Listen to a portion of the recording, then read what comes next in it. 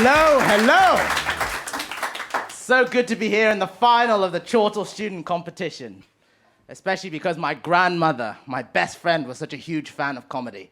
If you told my grandmother that one day I'd be on stage doing comedy, she probably would have said, "Ngola," because she doesn't speak English. You know, I'm happy to be here, man. I'm happy to be here because I feel a lot of people have been really happy recently because of the weather.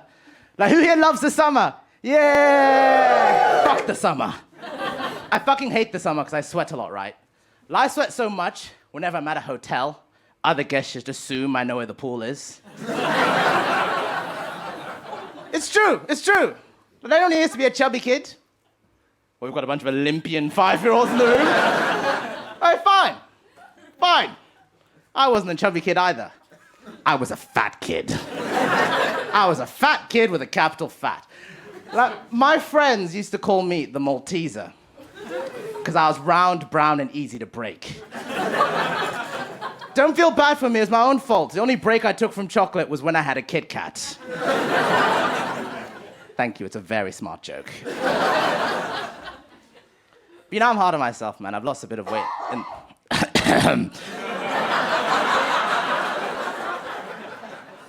doesn't even make sense as a response, it's just so instinctual. You know, I'm hard on myself, man. I've lost a bit of weight in the last year, right? And I wish I had a photo to show you guys what I used to look like. Just imagine a young Will Smith if he devoured James Corden.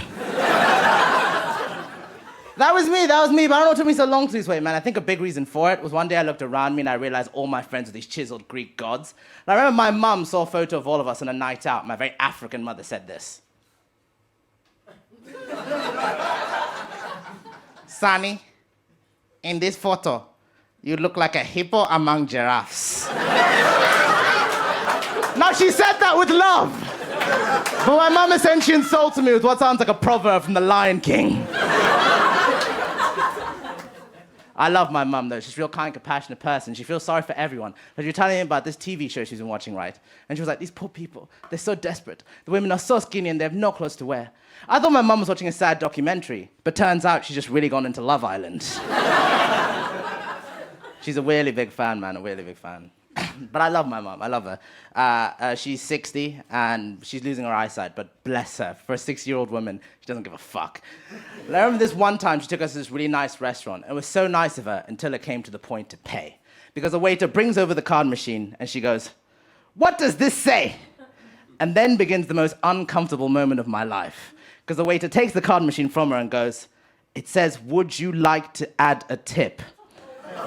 And without missing a beat, my mum goes, "Oh, which one is the button for no?" And makes a man decline his own tip. Beautiful, beautiful. You know, I love my mum though. I love her. You know, I feel bad for a lot of kids today. Whenever I think about my family, I think about a lot of kids today. I feel bad for them because I feel like a lot of them aren't gonna have a childhood like I did. To be fair, most people won't have a childhood like I did. Like, I went to one of these like posh private schools. Basically, I went to a school where I was half the black people. Which shows just how big I was, because there were actually 3 of us.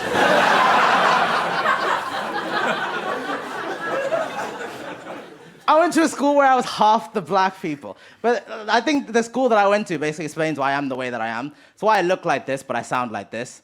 Well, I sound kind of white, don't I? Don't I? I love that. I can neither confirm nor deny.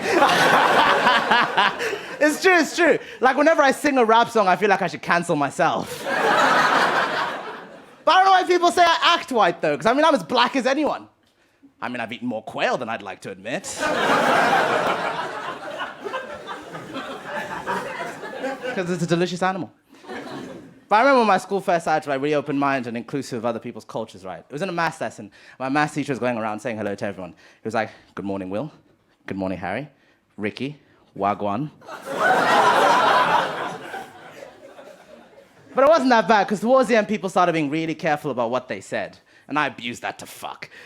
Like, this one kid, I convinced him that the term white people is offensive, and you should say melanin challenged instead. Feel free to use it. Feel free to use it. But it wasn't that bad. It was weird going to that school, because I always felt like an outsider looking in, because I came from another country. So it was very strange going to a school like that. But like, because of the type of school it was, they never had to deal with any real problems, like guns or violence or crime. So it meant when the tiniest thing happened, it was the biggest deal in the world. I only got into trouble once at school, and it was in year 8, when I was a prefect, for only 1 week, because I had to face a tribunal of my headmaster, my housemaster, and my mum, because I was letting kids skip the lunch queue in exchange for custard. Now, I don't even like custard. I just enjoy corruption.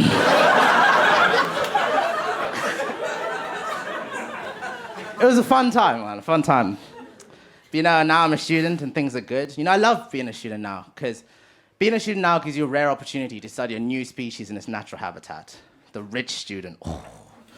Now, the rich student does a lot of popular things that don't make sense. Like, do you remember when a charity shop, right? Like, this is their influence on culture. Do you remember when a charity shop used to be a place where you get cheap clothes and give to a good cause? Well, now what a charity shop is a place where you can get wavy gums that remind of your Gap Year in Tanzania that you went on with Daddy's money.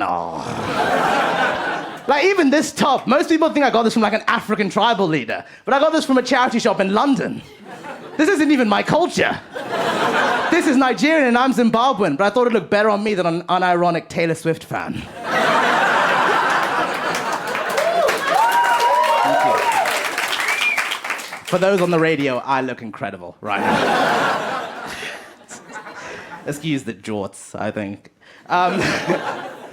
The rich student does a lot of stuff that doesn't make sense. And I'll leave you on this. Like one of my best friends, right? He's a Muslim, so he doesn't drink alcohol. That's fair enough, that's his choice. Where things get a little bit confusing is, because he's a Muslim, he doesn't drink alcohol. But because he's a rich student, he snorts cocaine instead. Now, I've never read the Quran.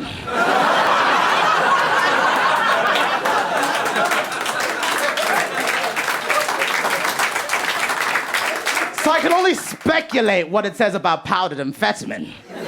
So for all I know in the Quran, it says, drinking alcohol bad, snorting cocaine good. That's why God gave you one mouth and 2 nostrils. Do